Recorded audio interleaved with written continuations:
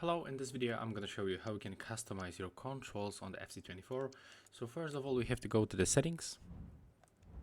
Next we have to go to the customize controls, and here as you can see we've got the defense and the attack, and we can change our buttons actions. So for example, if you want to change the short pass that is linked to the X, for example you want to shot on the X, you have to click X, then move your analog stick to the shot, because we are gonna replace these two actions, and click X one more time. And as you can see right now we are going to shot on the X and pass on the wheel. And that's how you can do this with every option that you have right here. And you've got also the attack defense, so that's what I show you.